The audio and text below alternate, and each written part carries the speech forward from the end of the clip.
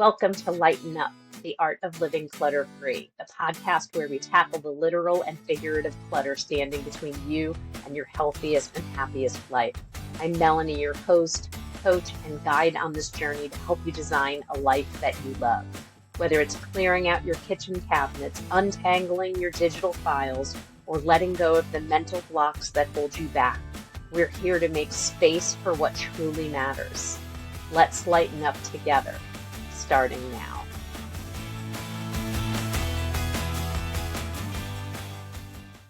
I am with Samantha Valencia, who is this amazing woman that I met a couple of years ago, and I'm just going to give her a brief bio and then we'll let her talk. Samantha, like me, is a lover of cats, a lover of cheese and fantasy novels, as well as the founder of Pure Life Movement Studio. Samantha's journey into the world of movement and wellness began after a dance injury, which led her to yoga as means of recovery. She quickly discovered the transformative power and has since dedicated herself to creating inclusive, accessible movement practices for everyone, regardless of experience, fitness level, or flexibility.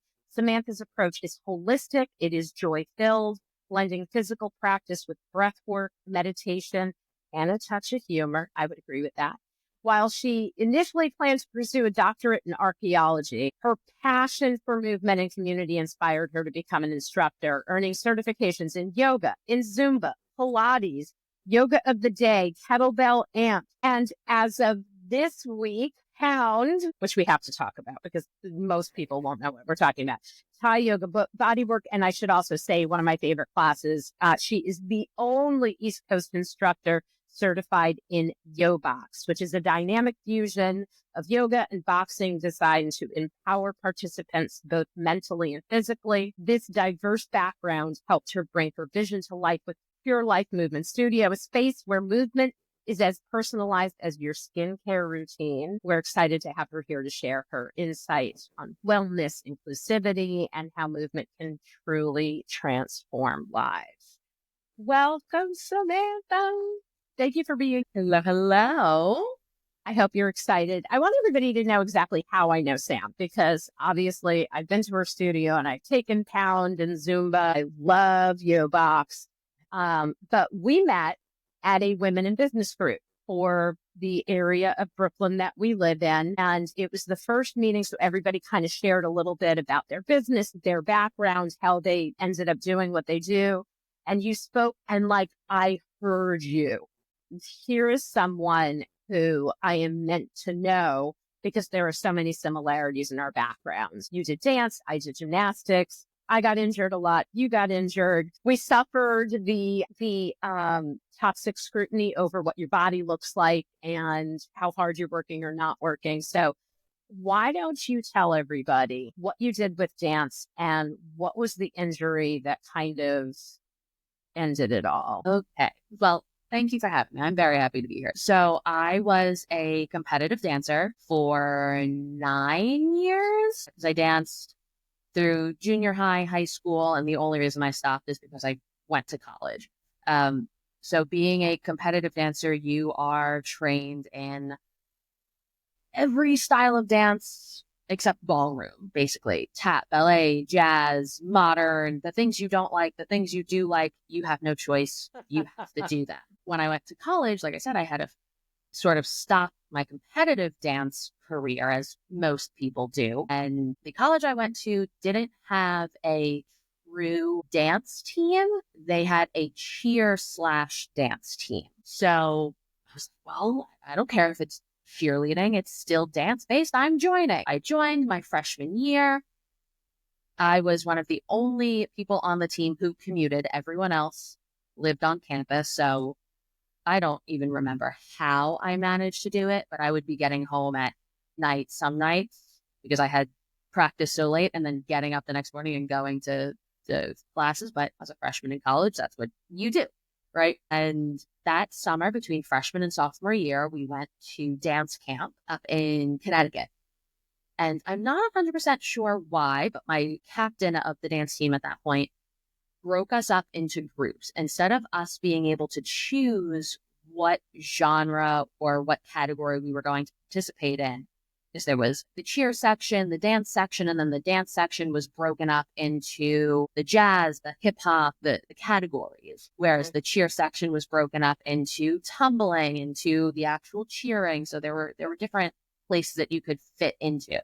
We weren't able to choose which one we wanted. Our captain just said, "You're going here." And for some reason, my captain sent me to the break dancing section of the dance. I had never done break dancing before, but competitive dancer, sure, it's what you do. Even if you don't like it, you do it. And I took break dancing a little too literally, and I ended up tearing my MCL, my ACL of my right knee. And first I just thought, oh, I tweaked it. Ow, that hurt. Walk it off. Finish camp. Then I woke up the next day and my knee was the size of a literal basketball. I went to the medic at camp and she was like, "Yeah, that's good. I need to send you to the hospital." So I'm in, I don't know where, Connecticut. I don't even have my insurance card because I'm a freshman in college. Like, I don't carry that. So I call my mom and I'm like, "Mom, do I have insurance? What's happening?" And they put me in, they do x-rays, CAT scans, all of those. I find out I have a 3-centimeter tear of my MCL and a 2-centimeter tear of my ACL, both of them shot.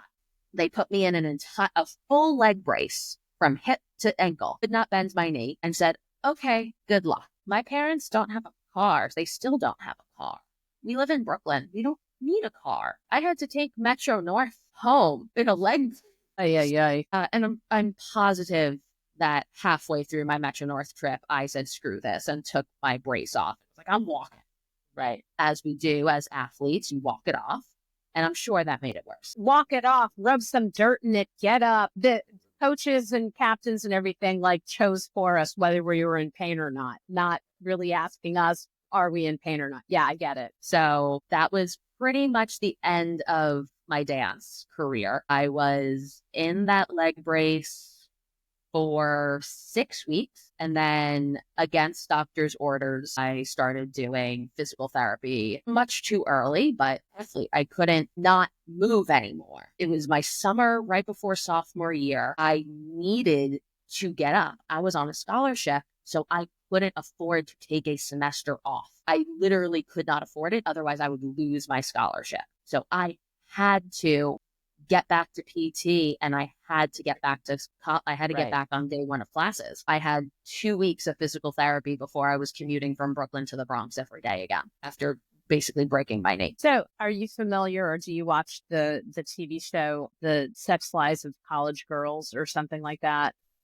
No. Okay. So it's a fantastic show. It's funny. It's raunchy, as the title would suggest. But the storylines are all like very connected to things that happen to women in college. But one of the stories was about one of the stars of the soccer team and how the coaches encouraged her to play through a very serious injury by giving her cortisone shots, which we all know is temporary pain relief, but probably worse is because you have relieved the pain, you will play through an injury without really recognizing how bad it is and just only, making it worse. And I remember watching this and I was like, oh my gosh, why do we do these things? So tell me when you shifted to learning about yoga practice. So it came during my first bout of physical therapy for that knee rehab. I was complaining to the physical therapist that I needed to get back into moving. I was a mover for the past 11 years, and then I was just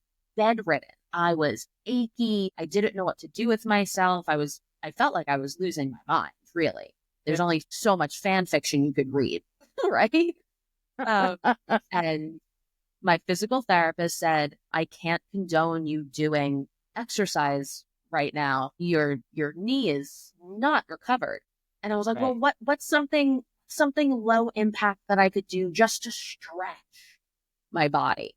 And this was still when yoga was just thought of as a stretchy class. And he had said, "Go to a yoga class. You could go do a nice, easy yoga class." And I said, "Bet, let's go." And I brought my mom to a yoga class in a sort of ritzy titsy area of Brooklyn. I brought my competitive dance mindset into this yoga setting. And I did. I felt good. I was like, yeah, this is awesome. I'm moving. Woohoo. And then I did like some yoga at home or stuff like that. And it wasn't until I really realized, like, okay, dance is done. My knee can't handle that anymore. Probably 6, 7 months later that I found a yoga studio close to where I was living at the time that I really loved. They weren't a traditional yoga studio. They were partnered or a sister studio with a martial arts studio, which I had done martial arts as a kid. It was a familiar ritual, right? Instead of getting your next belt level, you went up a mat level. And it was this really interesting dynamic where after X amount of classes, you started on a red mat, and then you went to a yellow mat, and then you went to a orange mat, and you so on and so forth until you were a black mat. Right. When I hear you tell that, what I hear is, so for those of us who are a little competitive in nature, that's like a really great method to get people to keep showing up, because I want to keep moving up the levels. But even though they had this sort of incentive, right? They really instilled what the yoga philosophy actually is. And that is that while we're doing this sort of motivational mat technique to keep you coming, the practice is what's actually keeping you, right? We're just appealing to your lizard brain by saying, ooh, you get a new mat if you come 3 more times. But they really were instilling that yoga at its core is medicine. Yoga was created to be a form of medicine to people who could not afford to go to the doctor, or their closest doctor was 6 villages away. I didn't know it at the time. I knew my physical body needed movement, and I knew the injuries I had sustained in my earlier life needed healing. Right. But I had thought I had done the work to do the mental healing, and barely the tip of the iceberg until you're sitting in pigeon pose in a yoga class and you just start hysterically crying and you're like, what's happening right now? And it isn't until you unlock that shit that you're like, oh, I need to work through some stuff. Right. I want to stop you because I really want to touch on this idea of like average people. We're average people, not wanting to go and do a particular form of exercise because they think they're not going to be good at it, which is a whole lot of mental clutter. Everyone should know I was going to get to clutter at some point, but it's a whole lot of mental clutter. And I think for so many of us, it keeps us from trying something new, something that we potentially would fall in love with, because in our heads, I won't be good at it. You're not supposed to. And I was just talking to someone about this recently. We don't call it meditation. We call it meditation practice. We are practicing. You were talking about yoga practice. It is something that you practice because you're not meant to be perfect, excellent, the instructor the first time, second time, or even 12th time you show up, that this is something that is progressive over time. And here's the thing. I didn't want to do yoga for a very long time. People who know me, who were listening, will nod their heads. I didn't want to do it because I just knew I was going to be so bored, because the sport I did was running and flying through the air and dancing and moving and swinging and jumping and twisting and flipping. And I did not imagine any of that happening at yoga. And my father pushed me, and the more he pushed, the less I wanted to do it, because that's how we are with our parents. And I finally showed up for yoga. This was almost 15 years ago, after I had my car accident and my subsequent hip surgeries. And I knew I can't go back and take gymnastics classes, because I did take adult gymnastics classes for anybody listening that doesn't know me. I wanted to go back, but the only way I was going to go back is if I opened the hip up more. And the only way I was going to open the hip up more was to do either more physical therapy, and they told me I was done. So yoga was the perfect answer for me. And that first class, I have to admit, there were times that I got bored, and there were times that I lost my train of thought, but fell in love with the idea of using my body and testing my body and pushing my body to do more. I needed to get rid of the mental clutter. Like, yoga is for, hippy dippy, woo woo people, not for me. And the reality is it's for everyone once we get past that mental clutter. Do you find that you have students that won't take certain classes because they're sure they're not going to, like, they actually communicate to you, I can't take the class, I won't be good at it, or what. Give me a typical that you hear. I mean, the most common thing when I tell people I am a yoga instructor is, oh, I can't do yoga, I'm not flexible enough. Well, that's exactly why you should come to a yoga class. That's like saying I can't write because I'm not James Patterson. But I always tell people, my students, and if you've taken my class, you know this, I like to think of every time you get on your mat, and specifically with yoga, every time you get on your mat, you are an explorer finding a new land, discovering a new corner of your world. And that land is your body. Every time you lift your arm to go into Warrior 2, you are exploring and discovering something new. Your body is not the same from day to day. So when people tell me they get bored during yoga, I say, how do you get bored during this? Because you're discovering something brand new. And when people tell me that, I say, well, how much are you in your head versus in your body? You know, are you up here or are you here? That's something I really do try to bring into my practice and into my classes specifically. And I also, like I said, I like to make jokes and be funny in my class. I don't want people to take yoga seriously. Yoga has this sort of connotation with being really serious. You have to dress in all white and you have to have dreadlocks in your hair and you have to have all of your chakras have to be aligned. And I say that and I make fun of myself when I say that. Because I thought that at one point too.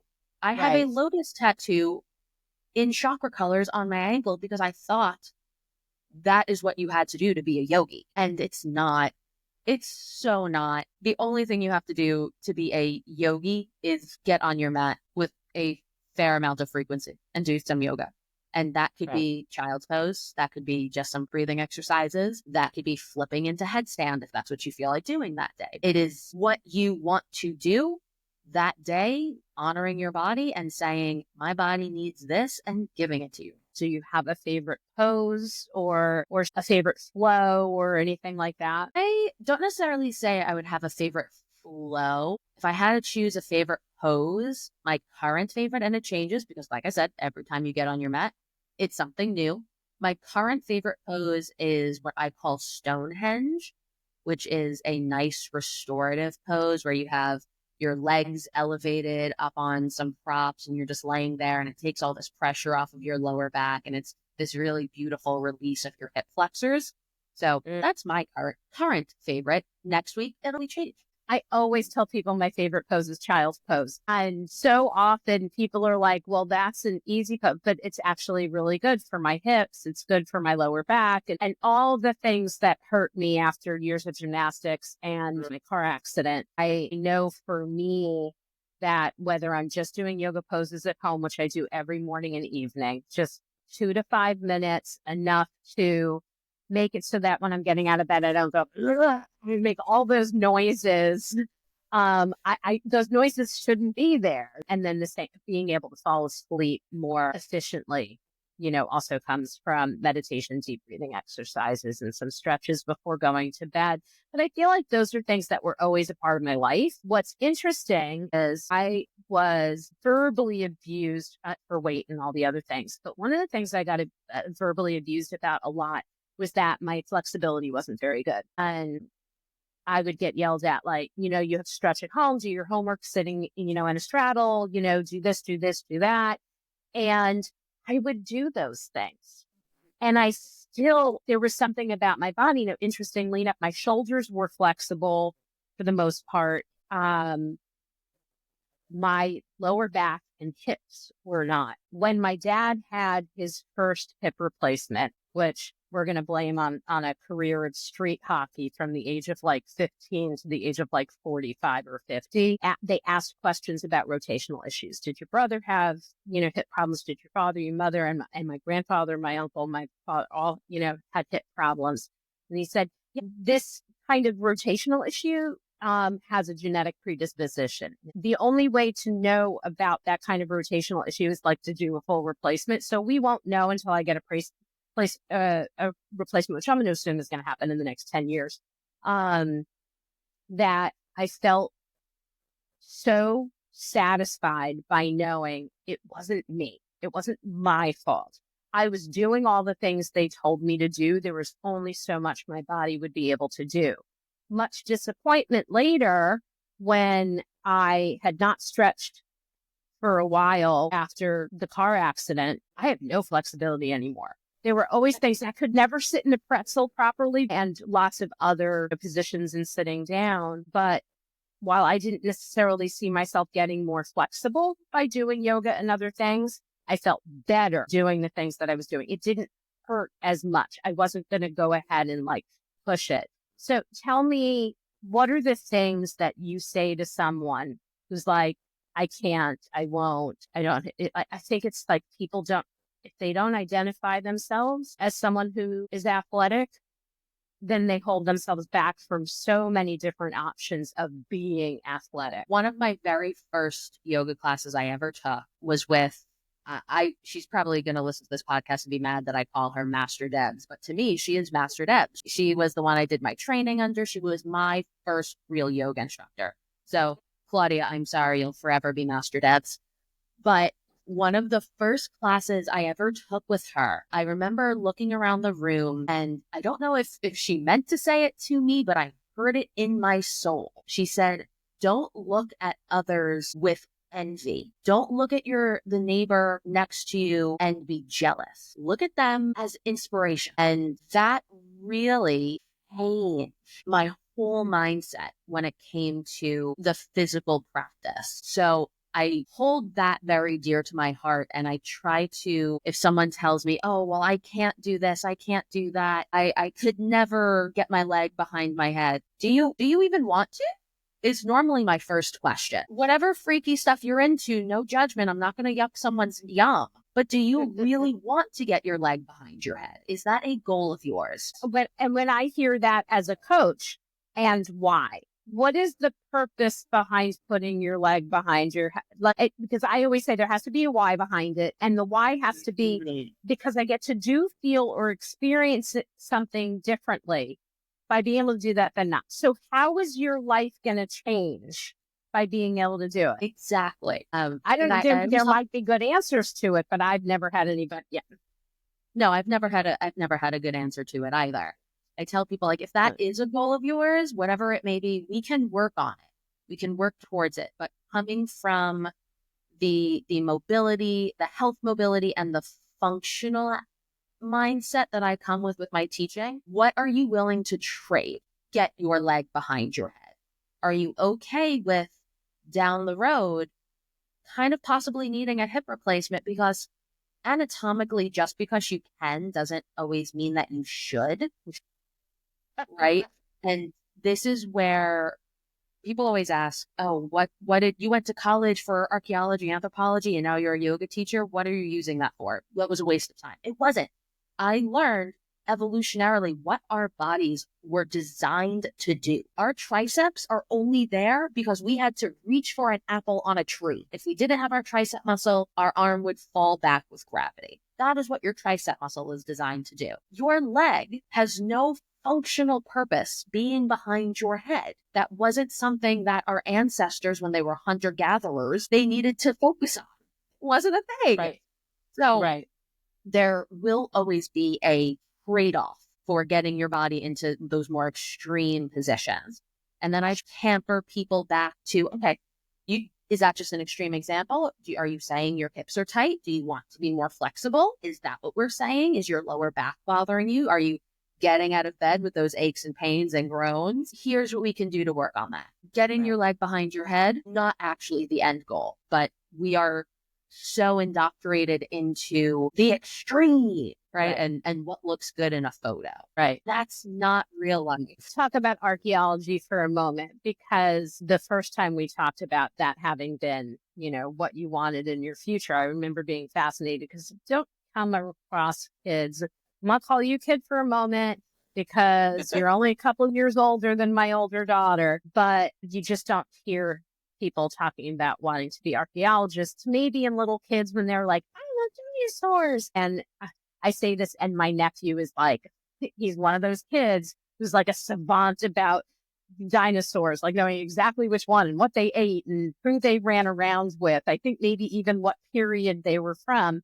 But when I think of a practice like yoga and meditation, I think of an ancient practice that, we would learn more in a cave or a ruin somewhere that had art on the wall, etchings or whatever that showed, early man doing yoga, right? Right. So yoga, as I mentioned, was treated as a form of medicine. It was for people who were in remote villages, and it was a practice that was traded amongst the people. It wasn't a written thing. It was a completely verbal, hey, your back hurts from plowing that field. Do this stretch. And that's how the practice of yoga really came to be. And then eventually there was a guru in certain villages that people would go to. Hey, an ox ran over my ankle, bro. What do I do about it? Do some down dogs about it, right? That's what you did. Right. Or whatever, whatever the ailment was. And that's just the physical. Then there's even the deeper aspect of yoga, which is the energetic movement, the, unblocking the chakras. And that's a whole other level. In the Western culture, a lot of us just are on the surface of the physical yoga practice. And that's okay. That's okay. I really dislike that, toxic. If you're only doing the physical part of yoga, you're not doing yoga. I'm breathing. That's yoga. Screw you. I don't love that mindset because it turns people away. And coming from this more anthropological, cultural aspect of it, we as a society societies have only ever flourished because of community. If you were shunned out of your village, that was a death sentence for most of our creation. And to sort of shun people or turn people away or tell people, well, you're not flexible enough to do yoga, so why bother? Or if you're only in it for the physical, why bother? Is essentially shunning people away from our community. Because it doesn't matter how you got into it. If that is the first step to getting people in the door, let's get them in the door with the physical. Everything else comes. And people are only going to take what they want anyway. So as an instructor, you can give everything that you can give. You can talk about the 9 pillars and the 8 limbs of yoga for days. But if someone doesn't want to give up sugar or go vegan, they're not going to. Right. Well, this assumption that we all have to be the same. And it also made me think my father had been pushing meditation my whole life. And as a teenager, I was like, you gotta be kidding me. And then I became an adult and I was like, you have to be kidding me because, I can't meditate because my mind wanders, which I know now. Our brains were designed to be thinking. They were designed to wander. It's okay. Circle back into the breathing. The only reason you would ever not have a thought is because you're brain dead. And I tell people that all the time in meditation. Don't get mad at your brain for thinking. That is what it's supposed to do. Think about your breath. Think about something you have to do today that you're really excited about. That's the power of manifestation, is thinking about something so detailed that you're making it happen. That's meditation. That is heavy thought. It's not about emptying the brain. It's about intentional thought. All of my favorite meditations necessitate active thinking. You'd like a really good body scan. Well, you have to communicate with your body to move from one toe to the arch to the heel or the whatever. And one of my other favorite meditations, and you and I have done this together before, and that is a one perfect day meditation. Just playing out in your head what the best day would be, and which means that the one perfect day medication would be different at different times. Like the meditation for me is different over the summer than it is during the winter and other different scenarios. And so I like those meditations because they're impactful for me, but I also like them because I feel like I can do them because it allows me to think as opposed to trying to shut off a very active brain. I think a lot of those misconceptions came from miscommunications, of assumptions, of people looking outside of the yoga community and within the yoga community. I'm so enlightened. I meditate for 6 hours a day. Girl, that's called sleep. It's not meditation if you're not conscious, right? Okay. That's my take on it. I'm going to be real. I'm going to be honest. I don't have the privilege to meditate for 6 hours a day. Do you? I have, right there. Exactly. I imagine like Sting. Imagine Sting, because there's also all that weird like tantric sex and everything that he and his wife do. But like for sure, this is a guy, one, who is capable of a deeper meditation than many of us are. He can also afford the time for it. You know, if I made that kind of money, although I know that a lot of people who make that kind of money only have that money because they're working really hard and constantly doing, etc. 5 minutes while you're taking your morning poo to meditate. Don't bring your phone into the bathroom with you. Use that time. My goodness. So I want to ask a question, because I know I challenged you, like, what's your favorite yoga pose? If you're not teaching the class, what is your favorite class to take? That's tricky, simply because as an instructor, as a business owner, it's really difficult for me to turn my professional brain. Understood. It is very rare that I can take any class, not just yoga, but any class, and not look around and say that person's foot is placed wrong or that person's arm needs to be adjusted.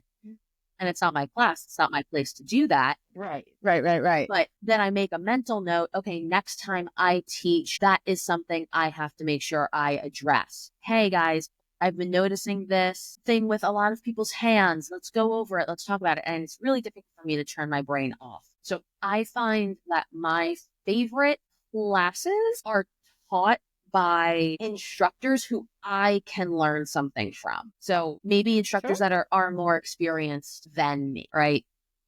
Who have a wider range of knowledge or teach something that is completely different than what I teach. You know, you make me think about how I tell people on a regular basis that the best coaches have coaches. I have a life coach. I have a business coach. Like I have both. I have two coaches. And the woman who owns my business coaching program, like, makes tens of millions of dollars a year. The last Q&A I was in, she talked about being in 3 different coaching practices right now. And I was like, yeah, at first we want to think, well, wait a minute. I thought she was perfect. And she has 3 different kinds of coaches. And you and I were talking about this before the show, talking about how some of us are learners. You know, we can take all the personality tests we want. But at the end of the day, I think most of us know ourselves. And I know no matter what test I'm taking, I either come up the learner or the questioner or any other variation of the identity of someone who's constantly learning. And the questioner one gets me in trouble because I am always asking questions. And I know it can be overwhelming to some people, but it's because I want to know. It just feels better when I know and when I understand. And so when I think of a really great yoga instructor, they're not just teaching, they're also taking, and they're getting something out of that experience, which could be career oriented. Like, what am I going to take into my studio practice? Also being able to be the student every once in a while of something you love to do. Yeah. Absolutely. One of the biggest things in my 200-hour training was they really pushed the importance of home practice, of a self practice. And I guess looking back on it, it was to combat exactly this, the fact that when you go into a classroom now, it's hard to turn that instructor brain off. So practicing on my own and forever exploring these different shapes in my own body. And you know, that's why, like you said, I'm a learner. I get certified in at least one different modality every year. This year, I already did 2 this year, you know, and it's February. And you did 1 last year, and it hasn't even been a full year yet. Exactly. And I take all of these different practices that I have in my brain and I sort of combine them all into like this blob of a thing. I take what I like from this, I take what I like from that, I take what I like from this, and make them into my perfect class. And that's what I do. Okay. So I want to go to mental clutter again. What I think we, brought up several times that idea that people don't take a certain class because they think they can't, I'm not capable, yada, yada, yada. What do you think are other barriers for people when it comes to taking or even trying different classes? A lot of them are fear-based. Fear of failure, for sure. Fear of embarrassment. Fear of not being good enough, for sure. Most of them are fear-based. A lot of them are just, I don't want to go alone. Back to this concept of community. It's easier to do something new if you're going with someone, even if it's not new to them, but it's fear of not being alone. It's right? the buddy system, right? It is. And a lot of it really is that. And it's difficult to get people into the door knowing that is where a lot of the hesitation comes from. My one thing is whenever I tell people they want to do a Zumba class. Oh, but everyone's been in this Zumba class for how long? They all know the steps. Yeah, girl, your first 3 Zumba classes are gonna be a mess. I tell people straight off the bat, you're not a professional dancer. And guess what? Even if you are a professional dancer, you don't know the steps to this dance.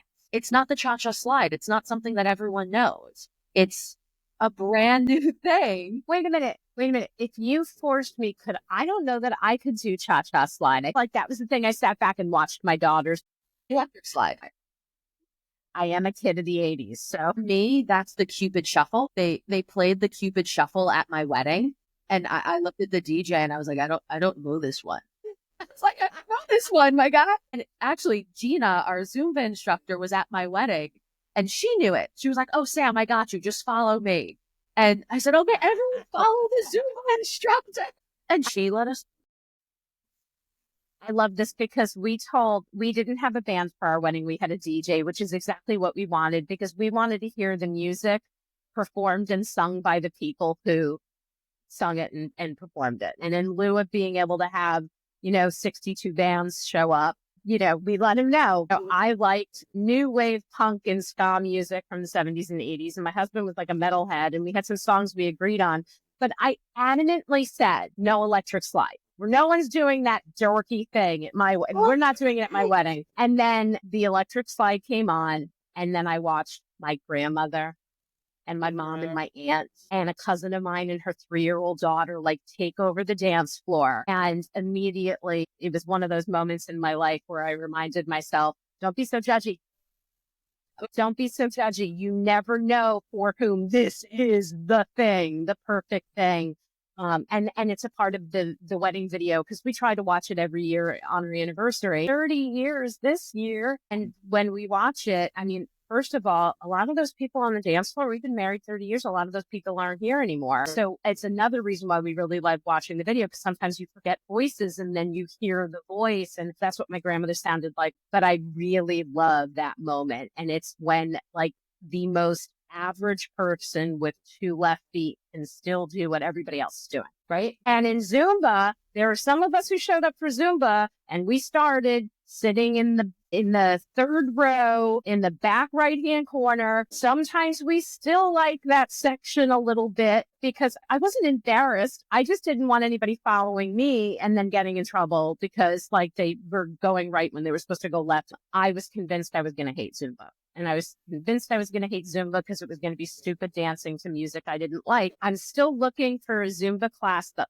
uses all punk music. And there's a lot of kind of thrashing and slam dancing. I want you to talk about Pound because you did, you mentioned your certifications and things that some people don't know about. And Pound is one of my favorite classes at your studio. So tell people, what is Pound? Pound is difficult to explain. The best way I've figured out how to explain it to people is it's Zumba, where it's all pre-choreographed to music, but it's not dancing, it's drumming. You have drumsticks in your hand and you're drumming against the floor. So the entire 45 minutes are different variations of squats and lunges and core work and glute work if you're not trying to bend your back, you're trying to bend your knees. And it is such a fun class and it's a really great release of energy.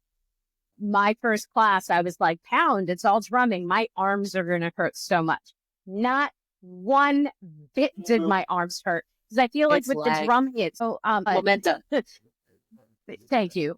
Bending down and getting to the floor and up again, and then the other side, and then this, and 2 on this side, 2 on this side, one. But it was a good workout, and all of a sudden the class was over. That's also how I know I'm taking a really great class, and it's I'm not looking at the clock I'm dying. Oh my God, how much longer? All of a sudden it's over. I want to give you an opportunity. Before we came on, you read me something. I said, "Where'd you get that from?" And you said me. And I was like, "Oh my God, it was written so beautifully. Of course you wrote it." I'm not sure I gave you credit for that before. So can you read this as one of the ways to kind of slow down and finish up?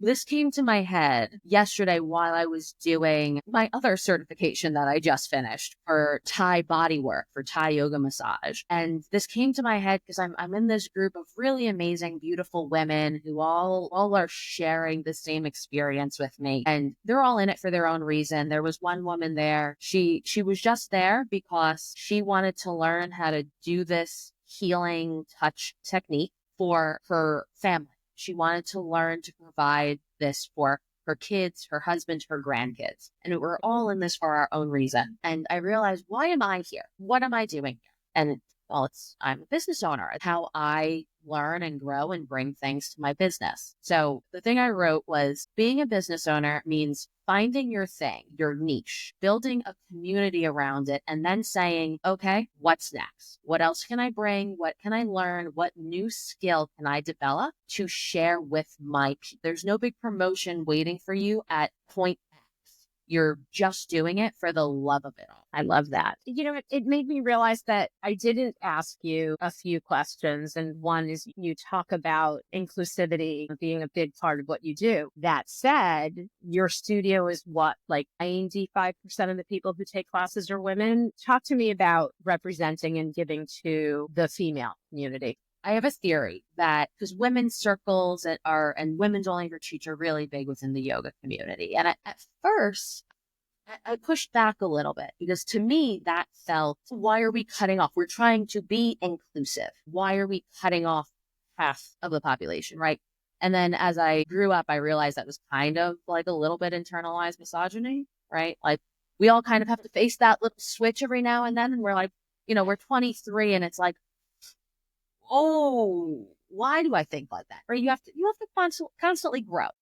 It can also happen when you're 33, 43, 53 or older. I promise you. Yeah.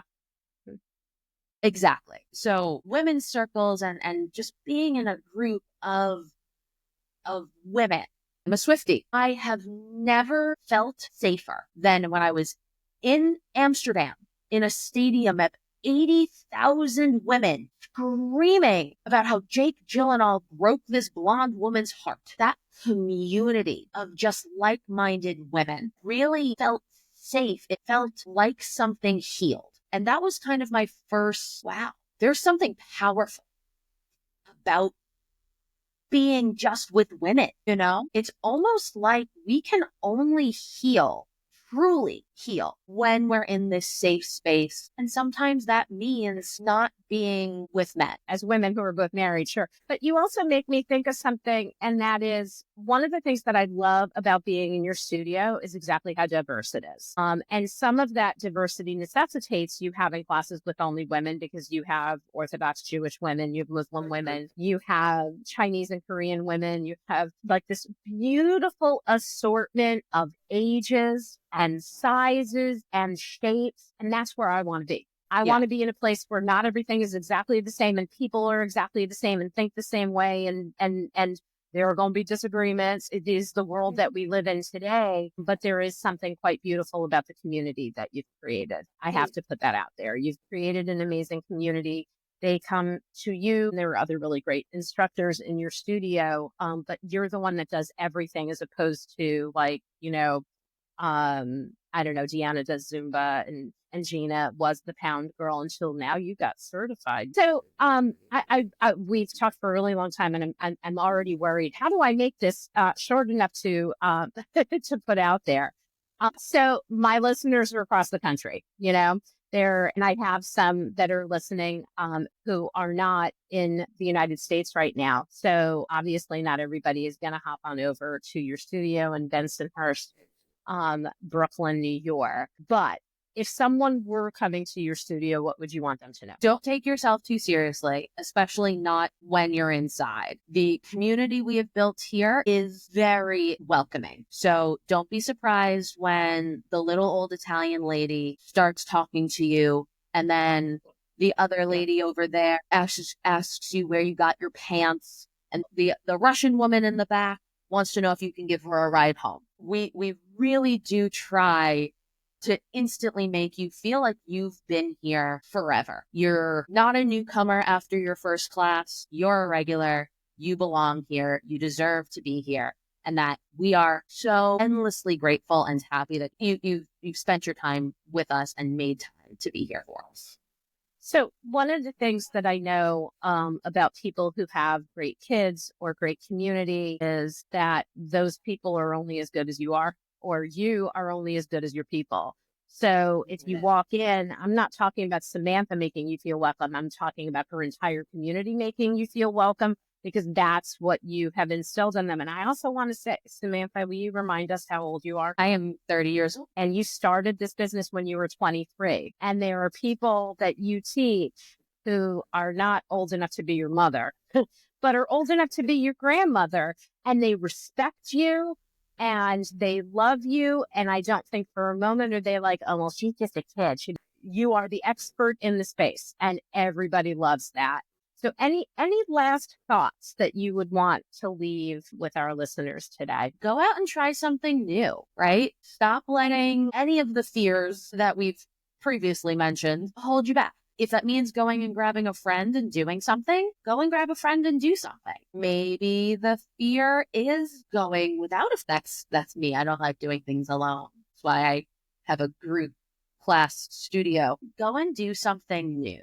Go and do something that might not scare you, but if this is your comfort zone, do something just slightly outside of your comfort zone. That's something I talk about a lot. About fear of failure. We talk about fear of failure and fear of success in my workshops. Oh, there are similarities, and then there are big differences as well. So, and anytime anybody wants to check out the Design Your Healthy Life Strategy program, you just need to reach out to me. The show notes today have all my details. Have Samantha's details also. In fact, if you are in the New York area, you're offering a freebie, 1 week of free classes using the code Lighten Up. Again, you can find that in the show notes. And for people who aren't in New York, you have some classes via Zoom, right? Correct. So all of our yoga classes and our Pilates and Yobox classes are all offered via Zoom for music copyright reasons. Zumba isn't, but all of the other ones are. It's all good. It's all good. Yeah. Sam, thank you for being here today. I'm so excited to have you here because I do feel like you are a kindred spirit, but you also have been a great teacher and guide to me. And never for a moment do I think, that kid's only 30. You are always the grown-up in the room, all things considered. So thank you for being the grown-up in the room. Thank you for tuning into this episode of Lighten Up, the Art of Living Clutter-Free. I hope you found a spark of inspiration to help declutter not just your space, but your mind and life as well. If you enjoyed this episode, please be sure to subscribe, leave a review, and share it with someone who could use a little lightness in their life. Remember, it's not about being perfect, it's about progress. Small steps lead to big changes, and I'm here to help you every step of the way. For more tips, resources, and ways to connect, check out my website, follow me on social media, and don't forget to check out the Design Your Healthy Life Strategy program to take your transformation even further. Until next time, keep letting go of what no longer serves you and making room for what truly lights you up.